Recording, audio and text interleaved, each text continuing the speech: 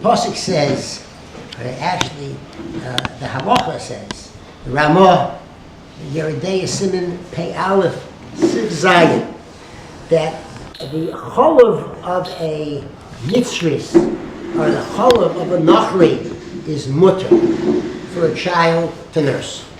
However, that's only b'di'ev. L'chatchila, one should never allow a Jewish child to drink non-Jewish milk. Pikuach nefesh, versteht so, is allowed. But l'chatchila, not. Why not? It's moiled a tevara. The Be'er Hagrod says the raya is from Moshe Rabbeinu. He did not want to drink from a non-Jewish woman, and the mimer that's mentioned, and Rashi brings it down that a peh that's osed l'daber im hashchina doesn't want to come from a child who is drunk other than Jewish milk. So there's a Rashba that says the same thing, a Rashba in Yavamis. So the Shiloh that's asked, Rav Yaakov Kamenetsky asks, and others, that's for Moshe Rabbeinu. Hapeh ha'osid l'daber im hashchina is Moshe Rabbeinu. But let's be serious. Right? Who expects, lo kam k'Moshe, who expects any other child to be on that madrega of ha'medaber im hashchina? So first of all, Rav Shach says, no, it's not true. Because when a person says, Baruch Atah Hashem, we are medaber im hashchina. So every one of our children is medaber im hashchina. We ourselves are medaber im hashchina. We are making brachas, we're making tefillas, so avadeh. And therefore a person has to be careful what he drinks. And the truth is this, the corollary is Lashon Tov, Lashon Tov, Lashon Tov. Because our mouths are medaber im hashchina. What a responsibility it places on us, because we're medaber im hashchina. It's a fantastic idea. Besides this is this idea. I'll give it to you this way. The Nesiv Shalom says, when a person says, Masay Agiu, Masay Lemasay, Lemasay Avosay, Avram Yitzchak and Yaakov. When will my actions become close to Avram Yitzchak and Yaakov? And we don't expect Avram Yitzchak and Yaakov, but if you would think for a moment that from here, from the top of my hand to the ceiling, that's the Masay Avram Yitzchak and Yaakov. So first, that's all. I'm not going to really expect that I'm going to get to the very top of Avram Yitzchak Yaakov. But when will I have a chance to touch? Masa Yagiyu, Masa Yagiya. When will I be Nogeya? When I will be able to touch? Maybe I'll touch the bottom here. Maybe it'll be a little higher. But a person has a shaychus. He has some contact. The concept is not that foreign that it's impossible. That's by Avram Yitzchak Yaakov. So the same thing says to Rav Yaakov Kamenetsky and others, that it's true. Will our children be Moshe Rabbeinu? No. But will we have some degree? There are, just like in Emunah, there are different levels of Emunah. There are different levels of Bitochen. There are different levels also of being Medaber in Hashchina. So besides Rav Shach saying that really, in essence, we really are, the other part is, yes, a Jewish child will be and will have that opportunity as well, to some extent. And again, what's the corollary? We have a responsibility to always choose the best chinuch that we can possibly choose for our children. The best teachers. We must be the best role models. Because who is the greatest teacher of all? Let's get it straight. It is we, the parents, the fathers, the mothers. There's no shayla. Shema bi Mosai b'vich mal titosh taras imecha. That's where it is.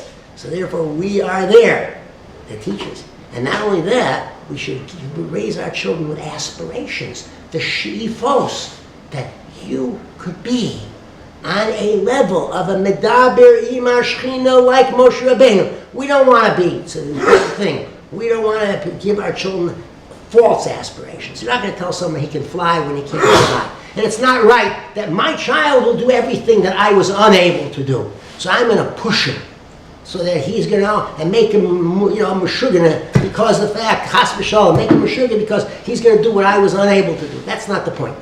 But to say, indeed, you have the ability to be able, Baruch Hashem, to come closer and closer and closer on your madrega, the shifa should be there, and we should do everything possible to get the child there. That's one idea. Let me tell you another idea, and that is Yosef Haya b'Mitzrayim. This is our Parshas Yosef, second pasuk in the Parsha, Yosef Haya b'Mitzrayim. And Rashi says, don't we know that Yosef was in Mitzrayim? He's one of the Shiva Nefesh. Of course he's in Mitzrayim. And, well, he's Yosef, he's Oymed B'Tzidka. He's the same Yosef who was Roetzon, with the same purity, with the same anivus, with the same character as he was when he was a Melech Mitzrayim. He's the Mishnah Lamelech. This is Yosef. So the fact is, the Meforshim say, well, wouldn't it be better if that would be mentioned in last week's parsha in Vayechi when he died, and we're speaking about his greatness, and we say Yosef Mitzrayim, he's the same person, etc., etc. That would be the place to say it. Why do we say it here at the beginning of the Shibud? So the answer that Rav Elio Beer Finkel gives is that this is the place for it, because what kept the Jews pure? What kept the Jews loyal to each other and families loyal to each other? And they didn't mix with the non-Jews. And Jews only lived together with each other, and they weren't immoral. Here, remember, Mitzrayim is the Avi Avos. It's the worst immorality there. What kept them chaste? What kept them pure? Yosef. Yosef injected, so to speak, this spiritual DNA where people would be moral. Avram, Yitzchak, Yaakov, Sarah, Rivka, Rachel, Leah, the Gans Klal Yisrael has their spiritual genes. When it came to morality, when it came to Yosef, who stood up to Bas Potiphar and said, no, I won't do this. Vayimoed, Vayimoed. Oh, that's no shaila about that. And therefore, this is why Yosef Hayam Mitzrayim, he made it possible for us to withstand the tremendous pressure that was there in that land. Baruch Hashem. And therefore, that's why we're here today, because of what happened over there. How much more time? Okay. So let me tell you just a very interesting idea. Every one of you know that Shemos, Eila Shemos, stands for Shin Mem Vav Tov Shnayim Mikra V'Echad Targum. No chiddush. For that alone, we can say, okay, let's end our session. But Azay, there's a levush and the balaturim. The levush takes the Eila Shemos, and he gives us another message from there. And he says the following: from the word Va'ela, Vav, Aleph, Lamed, Hey, and then Shemos, meaning Shemo, that's clear, is Shemai Mikra Targum. He learns, Ve'adam, this is the Levush, Ve'chayiv Adam Likros HaParsha, Vav, Ve'chayiv, Aleph, Adam, Lamed, Likros, Hey, HaParsha, and then Shemos, Shnai Mikra Echad Targum. Okay, so we have now those words. And you'll notice he says Chayiv, which is the way the Mechaber learns also in Shulchan Aruch. A person is obligated, Shnai Mikra Echad Targum. The Balaturim, Saf North, you see right over there, says, he goes further, the Eila Shemos B'nai Yisrael, and he says a different Shemos remains the same, Shnai Mikra. He says, V'adam, Aleph, Asher, Lamed, Lomei, Hey, Haseder, Shemos, Shnai Mikra Echad Targum. Then, B'nai Yisrael.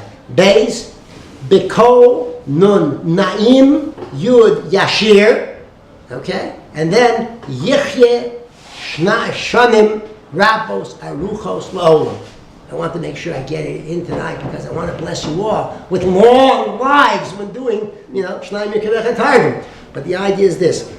As Bedavkia said at this point, whether it's Ve'ela Shemos, like the Levush learns, or Eila Shemos B'nai Yisrael, to be able to give us the other idea of Shanim Aruchim, is that even when it's just Shemos, and you look in the Targum, and Reuven, Shimon, Levi, Yehuda, and all the others have the same Chumash, the same name in Chumash as is in Targum, there's no change, but still, even for them, it's Shnai Mikra Echad Targum. We should always say over tourists and others in cities as well and lands. Just even though there's no change in the Targum, but we do still do Shnai Mikra Be'ez Targum Agud Shabbos.